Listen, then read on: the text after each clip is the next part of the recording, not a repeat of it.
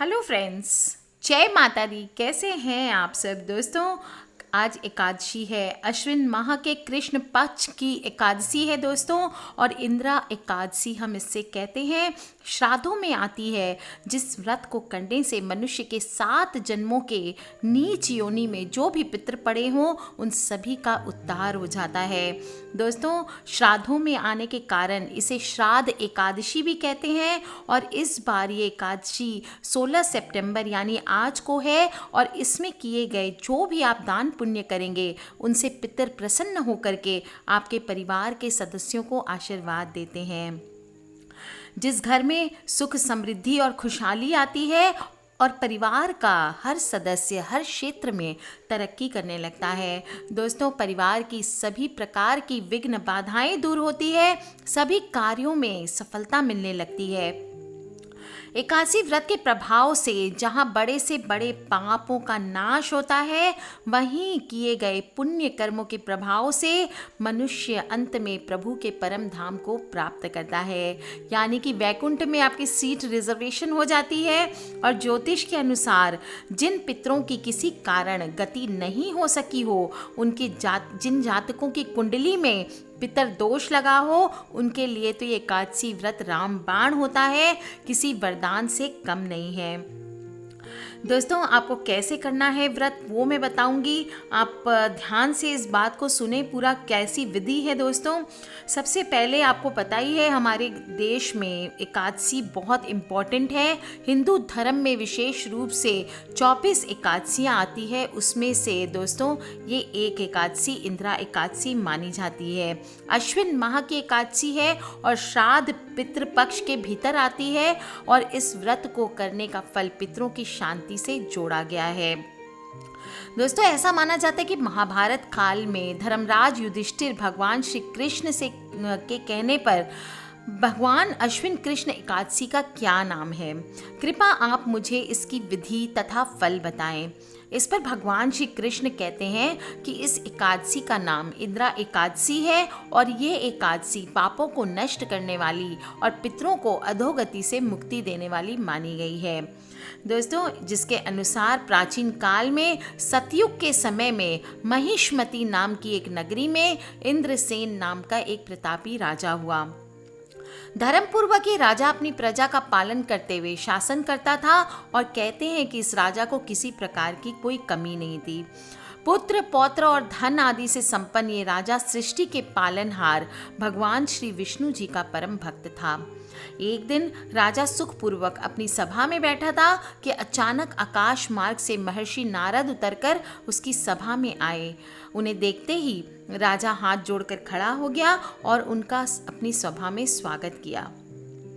सुख से बैठकर मुनि ने राजा से पूछा कि हे राजन, आप के 7 अंग कुशल पूर्वक तो हैं, तुम्हारी बुद्धि धर्म में और तुम्हारा मन विष्णु भक्ति में तो रहता है। तब नारद मुनि की ऐसी बातें सुनकर पहले तो राजा कुछ भौचक्का रह गया, लेकिन फिर विनम्रता से बताया, हे महर्षि, आपकी कृपा से मेरे राज्य में सब कुशल मंगल है, किसी को भी किसी प्रकार का कोई कष्ट नहीं है।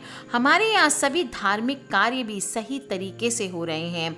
आप कृपा करके अपने आगमन का कारण कहिए।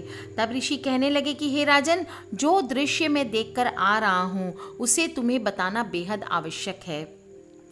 ऋषि आगे बोले, मैं एक समय ब्रह्मलोक से यमलोक को गया। वहाँ श्रद्धा पूर्वक यमराज से पूजित होकर मैंने धर्मशील और सत्यवान धर्मराज की प्रशंसा की। उसी यमराज की सभा में महान ज्ञानी और धर्मात्मा तुम्हारे पिता को एकादशी का व्रत भंग होने का कारण देखा। तुम्हारे जैसे विद्वान राजा के पिता को ऐसे स्थान पर देखकर मैं हैरान हो गया और मेरे यहाँ आने का यही कारण है राजन, तुम्हारे पिता ने तुम्हारे लिए एक संदेश भेजा है। उन्होंने कहा है कि पूर्व जन्म में कोई विघ्न हो जाने के कारण मैं यमराज के निकट रह रहा हूँ। सो हे पुत्र, यदि तुम अश्विन कृष्ण इंदिरा एकादशी का व्रत मेरे निमित्त करो तो मुझे स्वर्ग की प्राप्ति हो सकती है। दोस्तों, इसी मान्यता के आधार पर आज तक पितरों की आत्मा की शांति के लिए एवं उनके उद्धार के लिए इंदिरा एकादशी का व्रत रखा जाता है।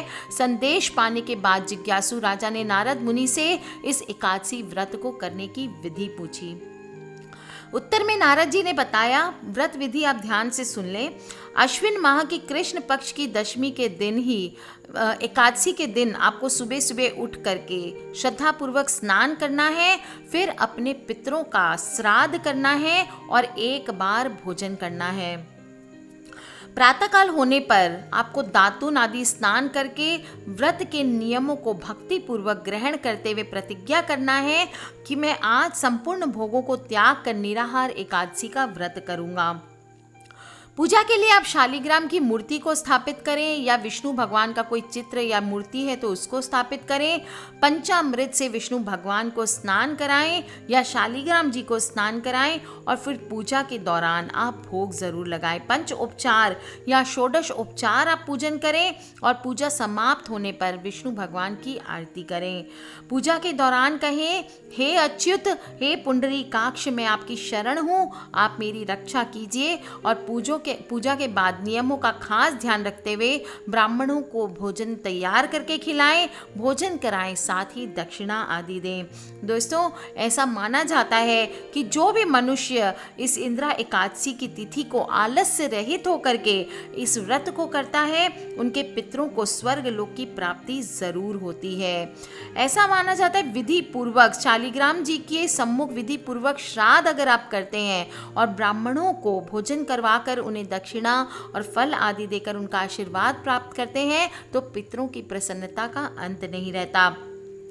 पितरों को जो दिए गए अन्नमय जो पिंड बनाते हैं उसको सूंघ करके गाय को खिलाएं, स्वयं फलाहार करें, रात्रि जागरण करें। दोस्तों, एकादशी व्रत में रात के जागरण और संकीर्तन का लाभ कई गुना अधिक होता है और एकादशी से अगले दिन यानी द्वादशी तिथि को व्रत का पारण करने से पूर्व भगवान का पूजन करके अपने सामर्थ्य के अनुसार किसी भी ब्राह्मण को या गरीब को भोजन कराएं और मौन रहकर फिर स्वयं भी भोजन करें। आलस्य न करें और ध्यान रखें दोस्तों, ये व्रत को गुप्त रूप से करना चाहिए। किसी से भी इस इंद्रा एकादशी का जो व्रत श्राद्धों में आती है इसकी चर्चा नहीं करनी चाहिए। दोस्तों, इस व्रत को करने से मनुष्य के 7 जन्मों के नीच योनि में पड़े पितरों का उद्धार हो जाता है और श्राद्धों में आती है दोस्तों ये श्राद्ध एकादशी। तो कर लीजिए ये उपाय और अपने फ्रेंड्स और फैमिली से सभी से इन वीडियोस को शेयर करना ना भूलें दोस्तों, क्योंकि हमें नहीं पता कौन सी वीडियो कब किसकी लाइफ बदल दे। आज के लिए इतना ही दोस्तों। खिलखिलाते रहिए, मुस्कुराते रहिए। किसी भी प्रकार के प्रश्न हो प्लीज़ आप मुझे वीडियो के नीचे लिख के ज़रूर पूछ लें। और हाँ दोस्तों, सब्सक्राइब करके रखें ताकि आप और मैं आने वाले वीडियोस के थ्रू कनेक्टेड रहें। Love you all friends, take care. जय माता दी एंड बम बम भोलेनाथ की। जय जय पितरजी महाराज, मैं शरण पड़ो हूँ थारी। जय जय पितरजी महाराज, मैं शरण पड़ो हूँ थारी। जय जय पितरजी महाराज, मैं शरण पड़ो हूँ थारी। जय जय पितरजी महाराज, मैं शरण पड़ो हूँ थारी। शरण पड़ो हूँ थारी देवा, लखियो लाज हमारी। शरण पड़ो थारी देवा, लखियो लाज हमारी। शरण पड़ो थारी देवा, रखियो लाज हमारी। शरण पड़ो थारी देवा, रखियो लाज हमारी। जय जय पितरजी महाराज, मैं शरण पड़ो हूँ थारी। जय जय पितरजी महाराज, मैं शरण पड़ो हूँ थारी। जय जय पितरजी महाराज, मैं शरण पड़ो हूँ थारी। जय जय पितरजी महाराज, मैं शरण पड़ो हूँ थारी। मीठी मीठी तालियां।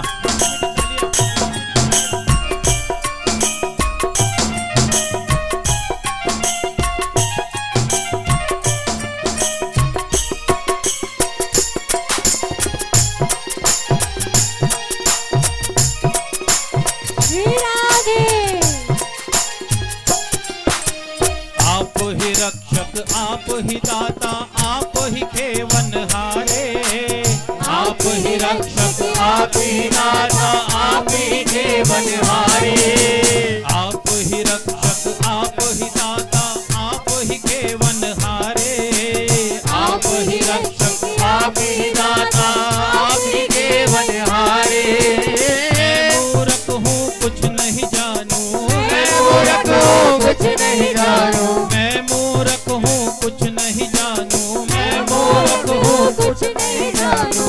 आप ही हो रखवाला।